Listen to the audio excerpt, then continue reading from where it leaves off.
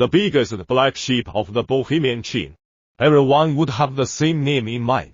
Indeed, he was the late Qing dynasty's de facto ruler, Empress Dowager Cixi, who sold half of China for nothing more than his own pleasure. Legend has it that before he died, he arranged for Liliani, the great Anik, to stuff a priceless pearl of the night into his mouth so that his body would not decay. Empress Dowager Cixi thought he would be buried with it forever. But just 20 years later, his Fujian blue and treasure-strewn wood were looted by Song Diany, a Dongling thief, and the 800 million night pearl was no exception. So, where is this pearl now? Why would Song Diany steal Empress Dowager Cixi's grave? Let the devil take his time. First of all, we have to figure out the origin of the pearl. According to experts, it is most likely a 793-carat diamond, also known as the diamond raw material. He was originally from the Mughal Empire. The national treasure is called Mughal the Great, but unfortunately after the fall of the empire, national treasure fell into the hands of the king of Afghanistan.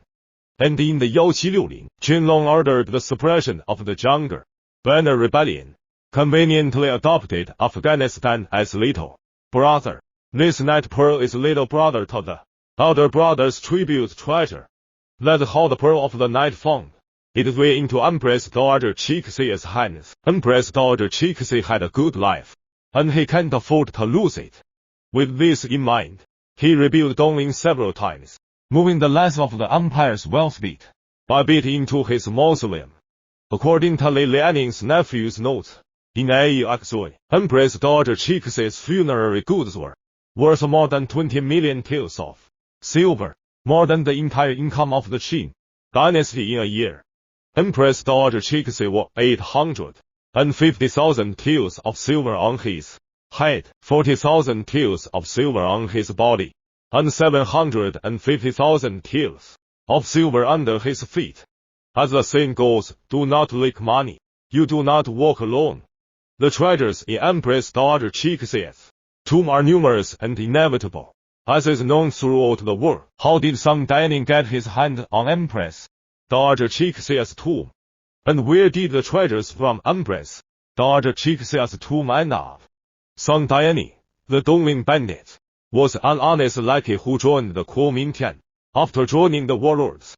In 1928, Song Diany and his men sealed off the vicinity of eastern Qin tombs for military exercises, then used explosives to break through the wall. Empress Dowager Cixi has identified the entrance to Dongling's underground palace. Song Diany and the rest of his crew were transfixed by the sight of the mausoleum. Where have they ever seen anything so Fujian blue, so extravagant? The thieves thought there was no light in the underground palace, specially brought a flashlight. But when they entered the tomb, they found that there were shining treasures everywhere.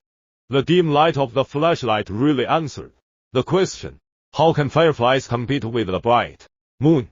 The eyes of Song Diany and the others were green, and they couldn't wait to knock the bricks out of the crypt and to knock out all the. After all the decorations were looted, they actually remembered Empress Dowager Cixi's pearl of the night. When they saw that the project was a coffin in the middle, they immediately decided to use a violent switch. Even the Empress Dowager Cixi was using the best golden nano. They couldn't help but make such a fuss. Pushing aside the coffin, I saw an old woman dressed in gold and silver, and covered in breakfast at Tiffany's. He was Empress Dowager Cixi, who had ruled the empire for decades, but now he was nothing more than a dead man, with treasure hanging from his fingers. The crowd stared at the pearly Empress Dowager Cixi's mouth.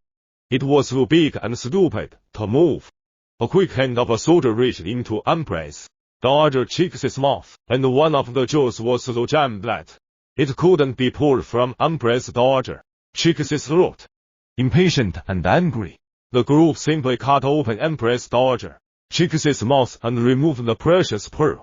The jewel of the night, of course, was Empress Dowager Cixi's only treasure. A group of people were mesmerized by the treasure, until finally, Empress Dowager Cixi's body was only a pair of broken white pants and a pair of socks.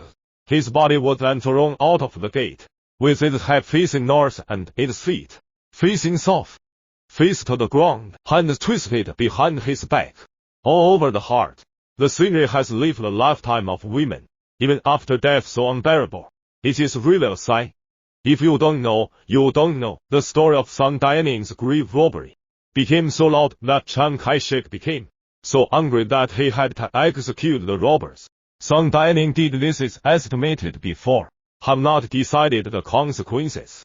But he is too quick to change. Anyway, after robbing the tomb, and